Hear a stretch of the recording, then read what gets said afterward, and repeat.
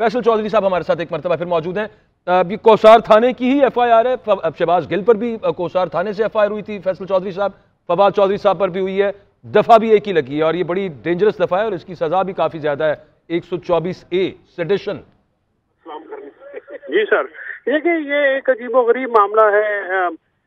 आप किसी को अदालत पे तनकीद करें तो बगावत हो जाती है। ये हम किस दौर में रह रहे हैं, किस एज की बात कर रहे हैं।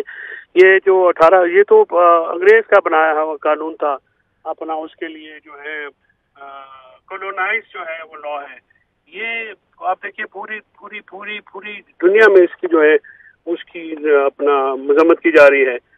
एक अभी मैं छोटा भाई मेरा फराज जो है, मैं उसको बेल आउट कराया है। वो एजिटेशन कर रहा था पीसफुली, उसको अपना जो है वो अरेस्ट कर लिया। तो कहाँ पे लेके जाना चाहते हैं ये मुल्क? इसको ये समझते हैं कि 80 की दहाई वाला मुल्क है, तो नहीं है। और ये जिस तरह से ये खिलाफ कानून, खिलाफ आइन, खैर इखलाक कोई सिलसिला है। चौधरी साहब, उम्मीद क्या है आपको? अब फवाद चौधरी साहब को पेश किया जाएगा इस्लामाबाद की कोर्ट में, लाहौर हाई कोर्ट तो नहीं अब आएंगे अब तो, क्योंकि ले गई है पुलिस वहाँ पे। तो वहाँ से आपको क्या उम्मीद है? जाहिर है कि मुझे अदालतों से हमेशा अच्छी उम्मीद होती है।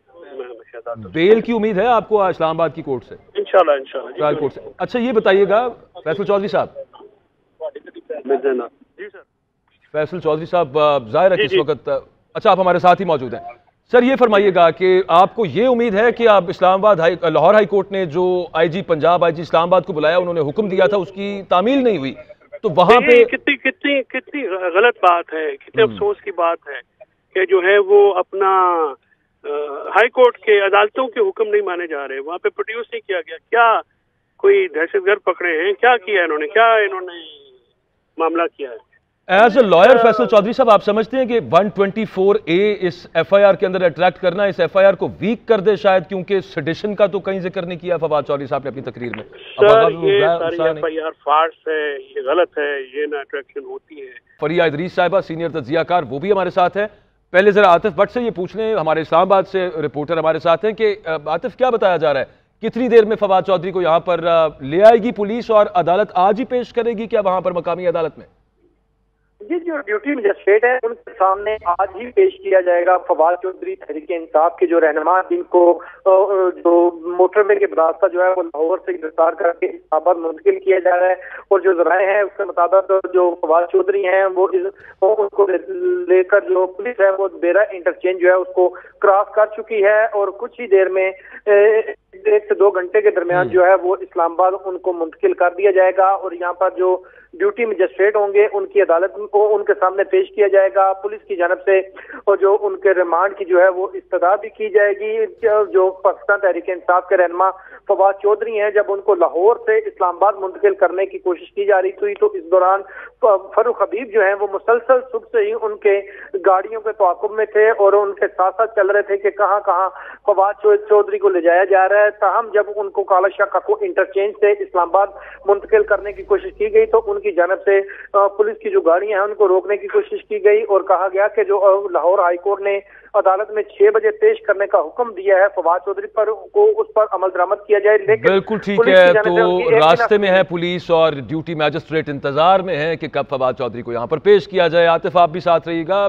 फरिया, ये तो अदालत ने जो हुक्म दिया और उसके बाद इस्लामाबाद पुलिस ने अपेरेंटली अभी जो हुक्म अदूली की लाहौर हाई कोर्ट की, उस पर आपका कमेंट लेते हैं, लेकिन उससे पहले ये जो वफाकी वज़रा ने प्रेस कॉन्फ्रेंस की और जो तौजीहात दी जा रही हैं कि फवाद चौधरी की गिरफ्तारी बिल्कुल दुरुस्त है, बड़े संगीन नताइज की उन्होंने धमकियां दी और बड़े पावरफुल आदमी हैं, उससे आप अग्री करती हैं? देखिए, जो वफाकी वज़रा की प्रेस कॉन्फ्रेंस थी उसी में आपने ये भी देखा होगा कि एक वक्त लफ्ज भी इस्तेमाल किया गया फवाद चौधरी साहब के हवाले से, जो कुछ उन्होंने ब्लीप किया, कुछ ने नहीं किया, फिर उसके ऊपर वो हंसे, फिर उन्होंने हाथ पे ताली मारी, फिर तमस्कुर उड़वाया। तो प्रेस कॉन्फ्रेंस तो करना उनका इस्तेकाक है, करना चाहिए, लेकिन मुझे लगा कि आजकल मीडिया का दौर है, मीडिया सेवी है हर कोई, तो आप एक संजीदा तरीके से भी ये प्रेस कॉन्फ्रेंस कर सकते थे।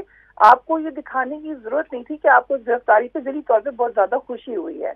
अगर हुई भी थी तो आप उसको दिल में रख सकते थे। और ये तमाम सियासी जमातों के लिए यही मशवरा है, क्योंकि कभी कहते ना, कभी की रात लंबी, कभी के दिन लंबे, तो कभी कोई किसी जगह पे होता है, कभी कोई किसी जगह पे होता है। तो मेरे ख्याल से वो बिल्कुल भी मुनासिब नहीं था।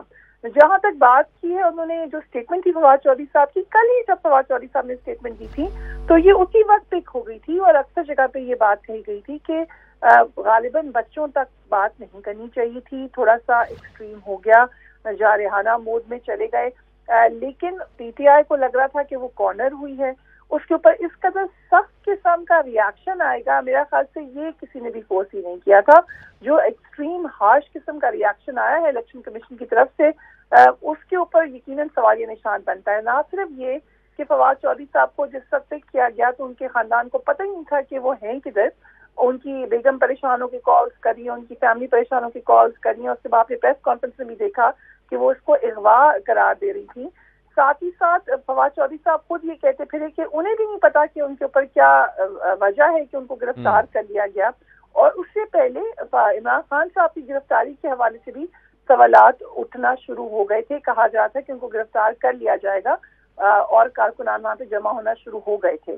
اس وقت بھی یہ اسپیکولیٹ کیا جا رہا ہے کہ فواد چودھری صاحب کی گرفتاری شاید آخری گرفتاری نہیں ہوگی، اور بھی معاملات گمبھیر ہونے جا رہے ہیں۔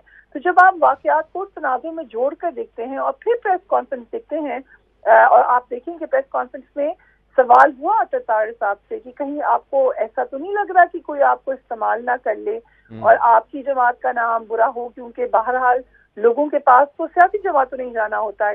تو اس پہ نے اس بات سے انکار کیا کہ یہ اور اونرشپ لی ہے اس پورے کے پورے معاملے کی۔ اس حکومت میں ایک بڑی ہم نے یونیک چیز دیکھی ہے شروع سے کہ جب بھی ایسا معاملہ ہوتا ہے، کسی رہنما کی گرفتاری کا معاملہ ہوتا ہے، کسی جرنلسٹ کے ساتھ ظلم و ستم کا قصہ ہوتا ہے، تو فل پیٹرنیج بھی لیتی ہے یہ حکومت، اور اس کو اونرشپ بھی لیتی ہے، اور اس کے اوپر خوشی کا اظہار بھی کرتی ہے۔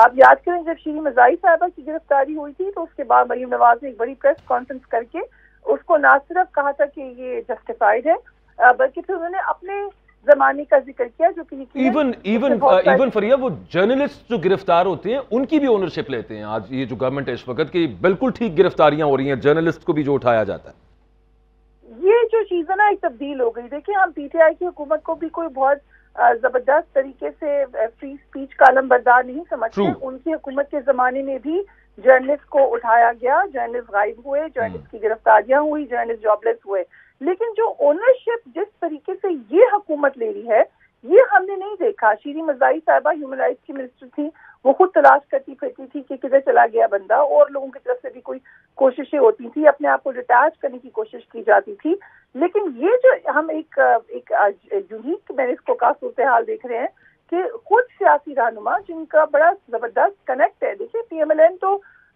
لوگوں کی جماعت ہے، ہم اس میں وہ سمجھتے تھے اپنے آپ کو پنجاب کی کہ بہت بڑی جماعت ہے، وہ اگر اس قسم کا تاثر بھی دیں کہ ہم اس میں پورے طریقے سے شامل ہیں، اور ساتھ میں یہ بھی کہیں کہ ہم سیاسی انتقام میں بلیو نہیں کرتے، تو لوگ اتنے بے وقوف نہیں ہیں۔ اب تو بڑا نظر آ رہا ہے واضح طور پر کہ اس کے اندر ہر طریقے سے پیٹرنیج حاصل ہے سیاسی جماعتوں کی۔ اچھا، جو یہ غداری ہر چیز کے اندر اٹھا کے کوئی معاملہ اس کے اندر غداری ڈال دی جاتی ہے، اس کو آپ کس طرح سے دیکھتی ہیں معاملے کو؟ یہ بھی پاکستان کی ایک بڑی پرانی ریت ہے، تکلیف دہ ریت ہے۔ دیکھیں غداری بہت سنگین جرم ہے، میں آپ کبھی بھی معاف نہیں کریں گے کوئی ہمارے ملک کے ساتھ غداری کا مرتکب ہو۔ اس کے حوالے سے ہمارا آئین بڑا واضح ہے، کون ہے غدار، آئین نے اس کا تعین کر دیا ہے۔ اب آپ دیکھ لیں کہ آئین کے مطابق کون غدار ٹھہرتا ہے، اور ان غداروں کے حوالے سے ہم کیا ان کو کہہ بھی سکتے ہیں غدار ٹیلی ویژن پر، لیکن ہم کسی کے لیبل کرنے پہ، کسی کے سرٹیفکیٹ بانٹنے پر اور کسی کے ڈکلیئر کرنے پہ روز غدار کھیلتے ہیں، اور اس میں کبھی میں نے جیسے کہا کہ کبھی کوئی ریسیونگ اینڈ پہ ہوتا ہے، کبھی دوسرا ہوتا ہے۔ دکھ کی بات یہ کہ ہم سبق نہیں سیکھتے۔ آج جو جیل جائے گا وہ کل شاید مسن پہ بیٹھا ہو۔ فریحہ، آپ سمجھتی ہیں کہ پیپلز پارٹی ڈسٹنس کرے گی اپنے آپ کو، اس سے مذمت کرے گی اس گرفتاری کی، اس پرچے کی؟ دیکھیے اگر پیپلز پارٹی کو اس تناظر میں دیکھیں جس کا ذکر ابھی اعتزاز احسن صاحب کر رہے تھے، اس زمانے کی پیپلز پارٹی کو تو بالکل ڈسٹنس کرنا چاہیے۔ وہ پیپلز پارٹی بالکل ٹھیک ہے، اعتزاز احسن صاحب وہ تو گرفتار ہونے والوں میں سے گرفتاریاں دینے والوں کی جماعت تھی، گرفتار کرنے والی حبس بیجا میں رکھنے والی جماعت پیپلز پارٹی کبھی نہیں رہی۔ فریڈم آف اسپیچ کے حوالے سے بھی پیپلز پارٹی کی جو وفاقی حکومت تھی اس میں ہم سمجھتے ہیں کہ سب سے زیادہ میڈیا کی آزادی یقیناً میڈیا نے انجوائے کی ہے، بالکل کسی قسم کی کوئی قدغن نہیں تھی، اوپن مائنڈیڈلی باتیں سننا چاہتی تھی، اگرچہ اس وقت بھی ایک چینل کا بوائیکاٹ ضرور نے کیا تھا جو کہ چلیں سیاسی جماعت کا استحقاق ہے، مگر اس وقت جو پیپلز پارٹی کی کانڈکٹ ہے، ہم کچھ 2-3 معاملات پر دیکھ لیتے ہیں کہ ہم نے کیا دیکھا ہے۔ ہم نے دیکھا کہ جس وقت سینیٹر سواتی صاحب کے حوالے سے خبریں آئیں اور جب اس کے اوپر لوگوں نے آواز اٹھائی تو پیپلز پارٹی کی طرف سے مصطفیٰ صاحب نے جب اس پر آواز اٹھائی تو ان کو پارٹی سے الگ کر دیا گیا، اور اس سے پیپلز پارٹی کے بہت سارے لوگوں نے اندرون خانہ بات کی۔ اعتزاز احسن صاحب جو بھی بات کر رہے ہیں ان کو بھی کوشن کیا جا چکا ہے پارٹی کی انٹرنل میٹنگ میں، انہیں تو کافی دفعہ کوشن کیا جا چکا ہے ویسے، لیکن وہ اس کے باوجود کافی دفعہ ان کو پارٹی کی طرف سے ان حوالوں سے کوشن کیا جا چکا ہے، بلکہ پارٹی تو اپنے آپ کو اعتزاز احسن صاحب سے ڈسٹنس کر لیتی ہے کہ یہ پتہ نہیں کیا بول رہے ہیں۔ اکثر یہ بات کہی جاتی ہے کہ یہ اعتزاز احسن صاحب کی ذاتی رائے ہے، اگرچہ اعتزاز احسن صاحب پیپلز پارٹی کے پرانے ممبرز میں سے ہیں، ان کی رائے وہی ہے جو جماعت کی پوری ٹریننگ کے ساتھ ان کی ایک لائک مائنڈڈنیس سے بنی ہے، ایوالو ہوئی ہے۔ کوئی اعتزاز احسن صاحب آسمان سے پلانٹ سے اتر کر تو آ کر اپنی رائے آئسولیٹڈ لے کر نہیں آ گئے، لیکن وہ جرأت کرتے ہیں کہ اپنی پرانی جو روایات ہیں، جو ان کی پرانی آئیڈیالوجی ہے، اس کے اوپر بات کرتے ہیں۔